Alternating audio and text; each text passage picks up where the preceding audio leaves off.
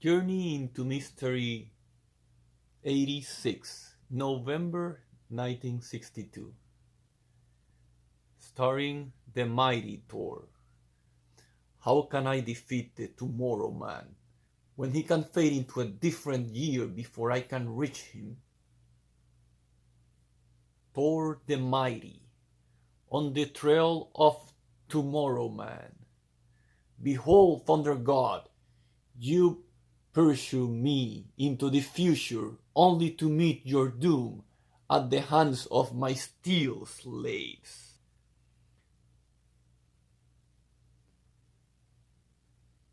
No, what you're looking at is not another world. It is our very own Earth. 3 centuries from now, mankind has abolished war and scrapped its weapons. Peace and contentment prevail throughout the globe. But there is one who is not peace-loving. He is a scientist named Sarko, and within his heart lurks an evil ambition. My fellow men are weak, tender-hearted fools. It will be easy to conquer them.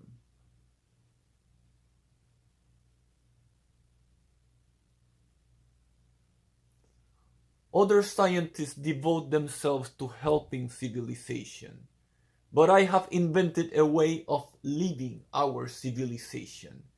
I have constructed Earth-only time machine. First, I must view the past. Through my time scope, I must discover an age when mankind possessed mighty weapons. An ancient explosion of a nuclear bomb, the perfect device with which to conquer the 23rd century. Those bombs existed on Earth during the 20th century. I shall go back there at once. Meanwhile, traveling at the still faster speed of our imagination, let us return to 1962. The scene is a remote desert area. We appreciate your helping us test our newest experimental weapons, Thor. I'm happy to play a part in keeping the free world strong and secure against the forces of tyranny. Suddenly, with tremendous roar, the missiles have been fired. Get ready, Thor. There goes the anti-missile missile. And there goes Thor. With fantastic speed, man and missile soar higher and higher in pursuit of the rocket. But it is the Thunder God who reaches the target first. The missiles are getting faster. I almost lost this rocket. Thor was faster than the anti-missile missile. Yes, but this time he beat it only by an instant. Using him as a measuring device, we are able to constantly improve our weapons. Soon preparations are made for another test. We are certainly lucky to have the services of the mighty Thor. This is a different type of test, the most dangerous of all. There, he's all wired up. Now we'll be able to test humans' physiological reactions. An ordinary man would be killed standing that close to a cobalt bomb explosion, but Thor believes he can survive it. If he does, he will provide us with invaluable information. Start the countdown. 9, 8, 7, 6, 5. Wait! What's that appearing near the C-bomb? It's some kind of machine. It materialized out of empty space. Look! Someone is stepping out of it. He has grabbed the C-bomb! Stop the countdown! I don't know what this is all about, but that bomb is too dangerous to be allowed to fall into the wrong hands. This is one sure way to stop the thief. But the time cabinet dematerializes so swiftly that Thor's hammer harmlessly passes right through it. Seconds later, there is only one small chip of strange metal to attest to what happened. This fragment of metal is like nothing we can produce today. The way he just appeared out of thin air and then vanished again, I still can't believe it. He didn't fly away, he just faded from sight as though moving into another segment of time. And since there was no time travel in the past, he must have come from the future. But why did he want our C-bomb? Why? That is something I intend to find out. Thor, where are you going? I'm going to track down that Tomorrow Man. Pulled aloft by his soaring hammer, Thor flies from the desert to a distant mountain range. At the highest mountain, that will be the perfect place for my task. As soon as he has landed, Thor stamps his hammer twice on the ground. When the magic Euro hammer is stamped twice, it brings on a thunderstorm. It is starting. First the rain. Soon the rain increases. Then come the thunder and lightning. Almighty Odin, behold the plight of thy eldest son, Thor. Help me! Help me! Flight to the Future, Part 2. God of Thunder, why hast thou summoned me? I ask of my father, Lord of Asgard, the power to journey into the future, to unknown whence this metal comes. Odin is monarch of the Norse god. The citadel in which they dwell is called Asgard. I grant thy request. Attach the fragment of strange metal to thy magic hammer. Then spin thyself and thy hammer as swiftly as you can. Attach and spin as swiftly as I can. Hast thou forgotten, my son? Thy hammer has the power to spin faster than light, to enter the fourth dimension of time. And so, my journey is over. I have arrived in the future. What year is this? It is 2262. Who are you? How handsome he is. There are explanations, introductions, and then Sarko returned with the cobalt bomb last month. He threatened to destroy us if we didn't make him our ruler. We had no weapons with which to oppose him. We had to obey his command. Since then, he has been governing us like a tyrant. He's an evil dictator, and so long as he holds the cobalt bomb, we are in his power. Then hear me well, for I have come to wrest the bomb from him. Here is my plan. The following day, as Thor approaches the great castle, Sarko sees him from a hidden vantage point.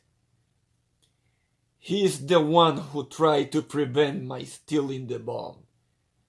I don't know how he followed me into the future, but he was a fool to do so.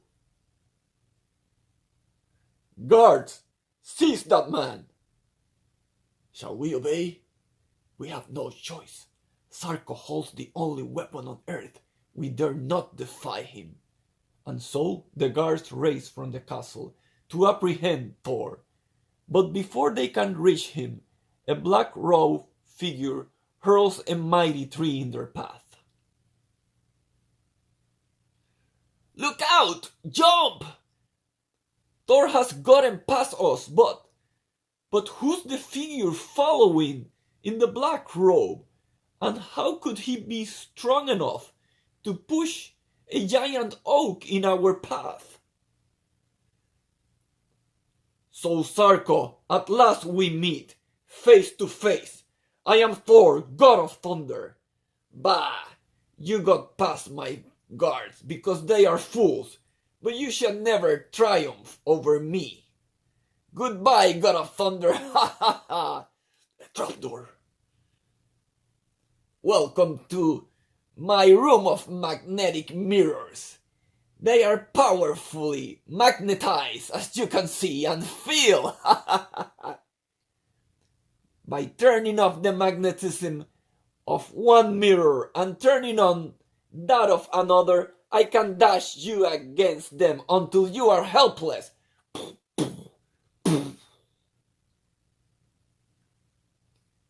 But before Sarko can continue his deadly game, another Thor, but how? The man in the trap was a decoy. I am the one you have to fear, the one who shall defeat you. I am the real Thor. Whew, and just in time too. So you tricked me, but I have other resources, as you shall now see. Never! Nothing shall stop me from regaining the Cobalt Bomb. Fool! This Delta Electron gun will send you into another dimension from which you can never escape.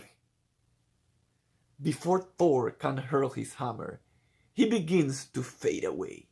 But the mightiest man god of all time is not without resources himself. He draws in a great breath, and then he exhales it with hurricane force. The supernatural fury of the gale pierces the dimension veil before it can be fully closed, and Thor again returns to the third dimension and his pursuit of Sarko. Stop, Sarko! No matter where you run, you can never escape Thor. But before Thor can overtake the tyrant from tomorrow, he encounters another peril. What? These are giant robots, the laborers of the 23rd century. I have converted them into my own private army. Suddenly, a huge metallic hand reaches down and grabs the magic hammer. Disarm him! What? It took me by surprise. But now, without the hammer, I will only remain as Thor for another 60 seconds. Then I will revert back to my normal human self. As Don Blake, I'll be powerless to defeat Sarko. I must regain my hammer within the next minute.